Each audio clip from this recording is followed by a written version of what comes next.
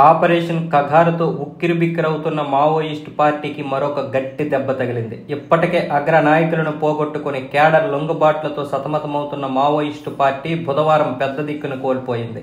Party ప్రధాన కార్యదర్శి Nambala Keshava Rao alias Basavaraju ఛత్తీస్గఢ్లోని అబుజ్మడ్లో జరిగిన ఎన్కౌంటర్లో మృతి చెందారు. ఆంధ్రప్రదేశ్లోని శ్రీకాకుళం జిల్లా కోటబొమ్మాళి మండలం జీయన్నపేటకు చెందిన కేశవరావు వరంగల్ ఆర్ఈసీలో ఇంజనీరింగ్ పూర్తి చేశాక అజ్ఞాతంలోకి వెళ్లారు. నక్సలిజంపై పోలీసులు జరుపుతున్న 5 దశాబ్దాల పోరులో ప్రధాన కార్యదర్శి స్థాయి నేత మృతి చెందడం ఇదే తొలిసారి. బుధవారం నాటి ఎన్కౌంటర్లో మరో 26 మంది నక్సల్స్ చనిపోగా వారిలో అనేక మంది అగ్రనాయకులు కేశవరావు అంగరక్షకులున్నారని పోలీసులు అనుమానిస్తున్నారు. మావోయిస్టు పార్టీ పత్రిక అవామ్ ఈ జంగ్ చీఫ్ ఎడిటర్ సజ్జా వెంకట నాగేశ్వరరావు కూడా మృతి చెందినట్లు ప్రచారం జరుగుతున్నా పోలీసులు అయితే ఇంకా నిర్ధారించలేదు. మావోయిస్టులు జరిపిన కాల్పుల్లో ఓ డిఆర్జీ జవాను మృతి చెందగా మరో 5 కానిస్టేబుళ్లు గాయపడ్డారు. అయితే నంబాల కేశవరావు పైన 1.5 కోటి రివార్డు కూడా ఉంది. నక్సల్స్ ఉద్యమాన్ని మావోయిస్టు పార్టీగా మార్చిన తర్వాత నంబాల 27 ముఖ్య దాడులు చేసినట్లు పోలీసులు చెబుతున్నారు. 2003 అక్టోబర్ 1న చంద్రబాబు నాయుడుపై అలిపిరి వద్ద 17 క్లైమోర్ మైన్స్ తో జరిగిన దాడిలో ఈయనే ప్రధాన సూత్రధారి. ఒడిశాలోని కోరాపుట్ పోలీస్ హెడ్ క్వార్టర్స్ లోని ఆయుధాగారంపై దాడి చేసి ట్రక్కుల నిండా తుపాకులను దోచుకుపోయిన ఘటన వెనుక ఈయనే ప్రధాన నిందితుడు. 2010లో ఛత్తీస్గఢ్లోని చింతల్నాల్ ఘటనలో వ్యూహం కేశవరావుదే. కూంబింగ్కు వెళ్లి తిరిగి వస్తున్న సిఆర్పిఎఫ్ జవాన్లు 2 కొండల మధ్యకి రాగానే మావోయిస్టులు కాపు కాచి కాల్పులు జరిపేలా వ్యూహరచన చేశారు. ఈ ఘటనలో 74 మంది జవాన్లు చనిపోయారు. తాడిమెట్లలో 76 మంది జవాన్లు మృతి. 2013లో సల్వాజుడుం వ్యవస్థాపకుడు మహేంద్ర కర్మపై దాడి వ్యూహం కూడా కేశవరావుదే. ఈ ఘటనలో మహేంద్ర కర్మతో పాటు మరో 27 మంది మరణించారు. 2018 సెప్టెంబర్ 23న అరకులో తెలుగుదేశం పార్టీ నాయకుడు కిడారి సర్వేశ్వరరావు మాజీ ఎమ్మెల్యే సివేరి స్వామ హత్య కేసులో నంబాల ప్రధాన నిందితుడు. 2021లో బేజాపూర్లోని తెర్రం అంటే హిట్మా స్వస్థలం ఆ అడవుల్లో 22 మంది జవాన్లు, 2020లో కుసుమాలో 17 మంది జవాన్లను హతమార్చిన ఘటనలకు నంబాలే ప్రధాన సూత్రధారి. 2019లో దంతేవాడలో బీజేపీ ఎమ్మెల్యే భీమా మండని 4 గన్మెన్ల హత్యలో ఇతడే ప్రధాన నిందితుడు.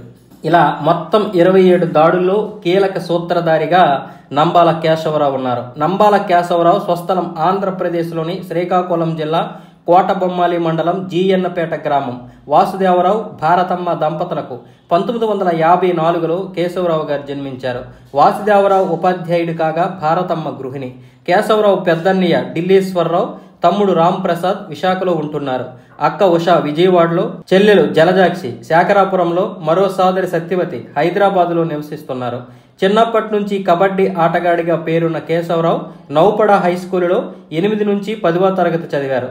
టెక్కలి ప్రభుత్వ జూనియర్ కాలేజీలో ఇంటర్ పూర్తి చేశారు. వరంగల్ ఆర్ఈసీలో బీటెక్ పూర్తి చేశాడు.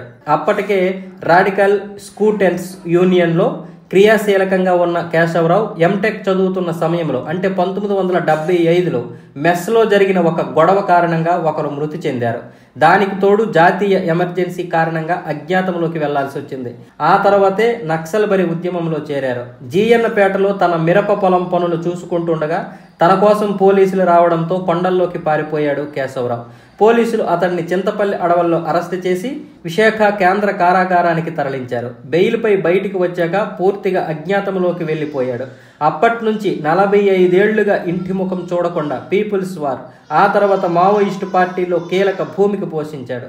కేశవరావు మొదట గంగన్న అనే పేరుతో సిపిఐఎంఎల్ తూర్పుగోదావరి జిల్లా సభ్యుడిగా పనిచేశారు.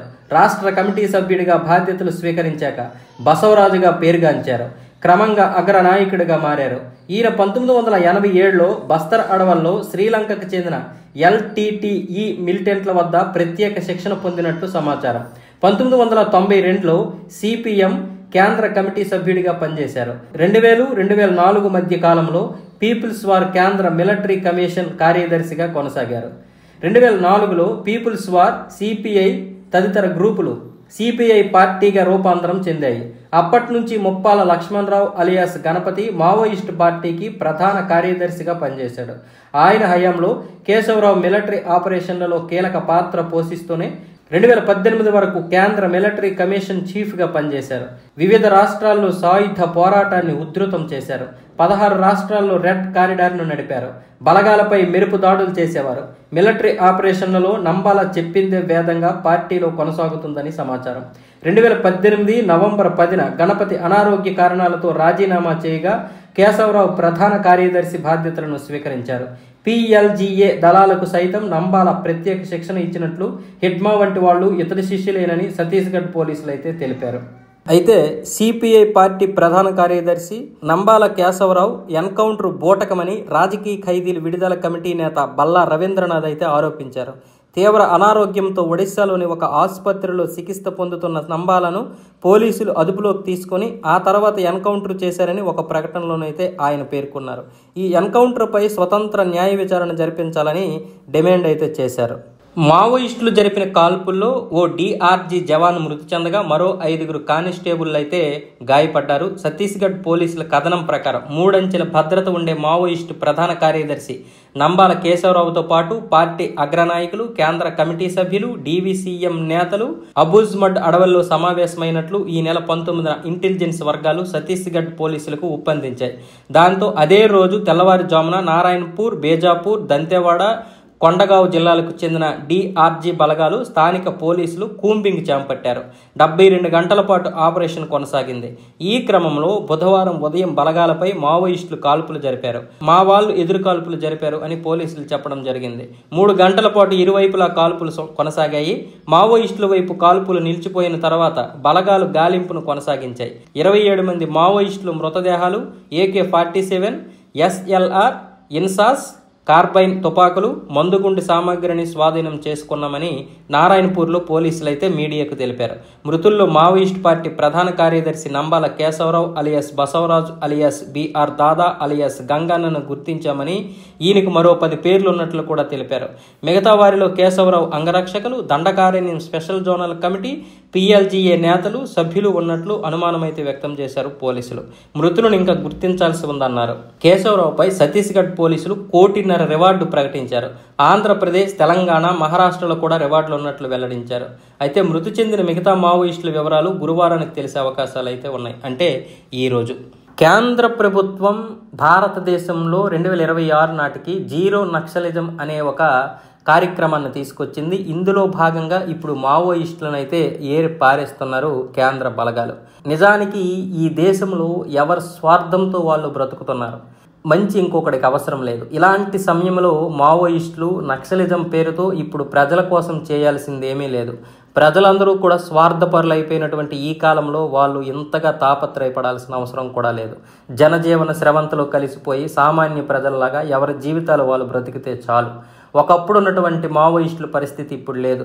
దేశంలో రాజకీయ పరిస్థితులు పూర్తిగా మారిపోయాయి. రాజకీయ నాయకుల కంటే ప్రజలే చాలా ముదురులుగా తయారయ్యారు. ఇప్పుడు నక్సలిస్టులని గుర్తించేది ఎవరు? దయచేసి మావోయిస్టులుగా ఎవరు కూడా వెళ్ళడానికి, అటువైపు మొగ్గు చూపడానికి ప్రయత్నం చేయకండి. ఇప్పటికే దేశం ఉగ్రవాదులతోనూ మావోయిస్టులతోనూ అతలాకుతలమైపోతుంది.